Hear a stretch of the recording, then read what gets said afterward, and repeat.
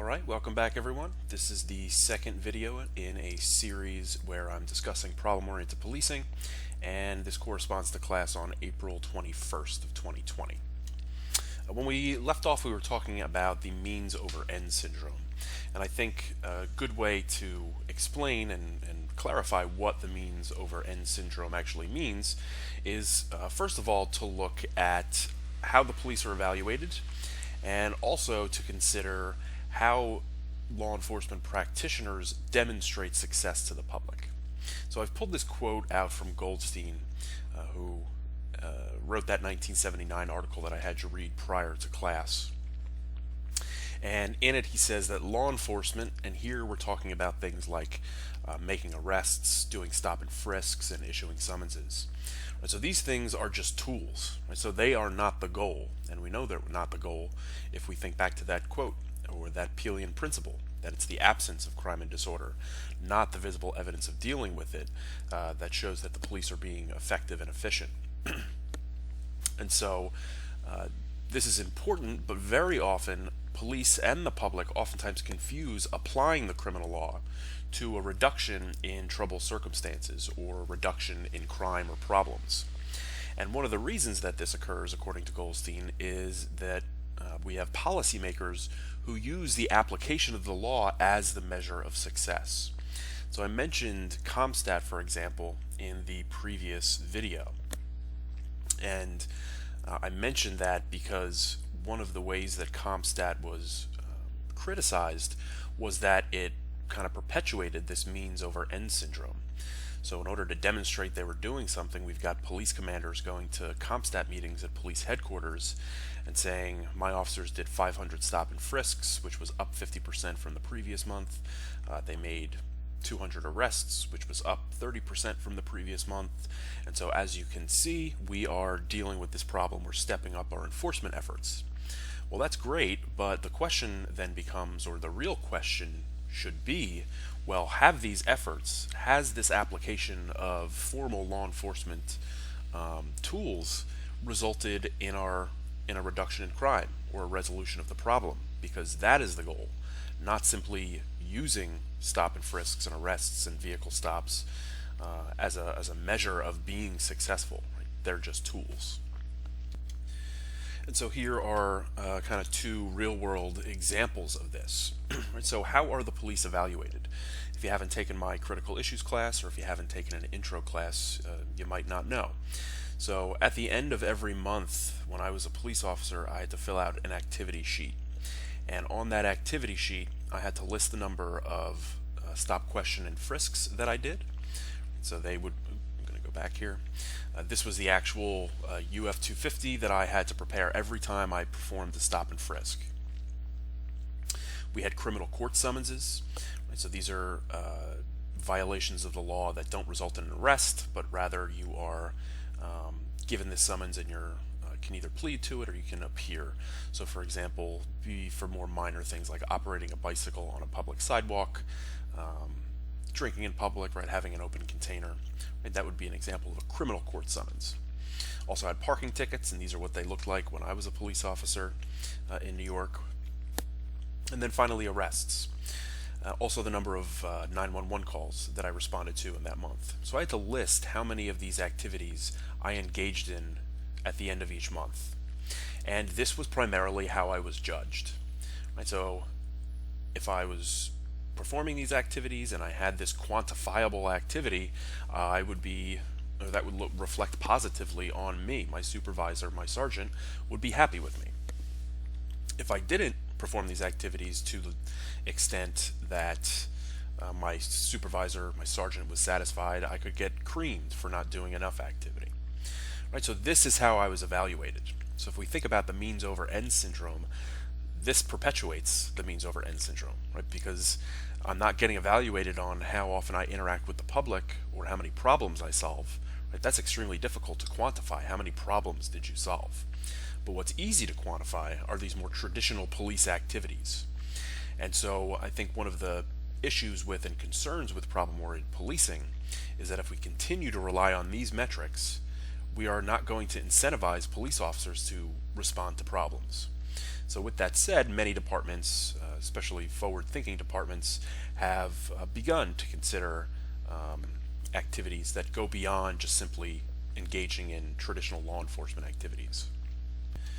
And getting back to that quote that very often the public confuses the use of law enforcement tools like arrests as being an end in and of themselves, right? As being a success. All we've got to do is look at newspaper articles and see their headlines. Right? Police make multiple arrests for theft and burglary over Labor Day holiday. Okay, police made multiple thefts, but did those arrests result in a reduction of those thefts? Right? So if we take this scenario, arrests would simply be a tool. Our goal would be to reduce thefts or burglaries, which appear to be a problem in this particular jurisdiction. But we're not seeing a headline that says thefts, burglaries declined by 25%. What we see is the what Peel would refer to as the visible activity that police use to deal with a problem. Right? Another example, multiple DUI arrests in Lake Bluff, Lake Forest recently. Right? So this is seen as a success in and of itself. And now, am I saying that we shouldn't be making arrests for DUIs? Of course not. Right? But a real metric to look at to determine success would be, all right, we implemented this task force that was focusing on making DUI arrests, and as a result of that, we've seen motor vehicle crashes that involve alcohol decline over the past 6 months. Right? But we don't see that. Again, this is an issue that we see and oftentimes it confuses the public, and it makes it difficult for police to transition to a more problem-oriented approach, right? Because this is what kind of determines success in policing. Right? Again, we're just looking at headlines here. I should probably have thrown up a picture of a police leader who's standing in front of a table with drugs, for example, right? Because this is very often something that's publicized in policing. We've got officers that go out and they make a huge drug bust, or maybe they get a couple of guns off the street. Next day there'll be a press conference with the officers and the contraband that was recovered on a table, and they talk about how successful this operation was. And of course it's great to get guns or drugs off the street, right? I'm not being critical of that. However, the question then becomes, did we solve the problem? Did the problem go down as a result of these arrests? And very often the answer is a resounding no. Right? Departments either don't evaluate whether what they're doing has resulted in a reduction of the problem, or they fail. Right? So if you think about drugs or guns in this country, making a few arrests and taking a few guns off the street, although good, there's so many guns in our country that it's just kind of a drop in the bucket. And so just quantifying these activities is not enough. Alright, so how is problem-oriented policing different?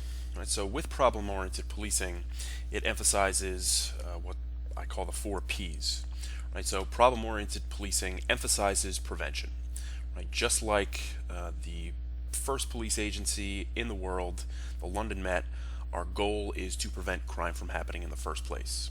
So although the department will continue to respond to 911 calls, if we've got officers involved in a problem-oriented policing initiative, their goal is going to be prevent crime from happening in the first place.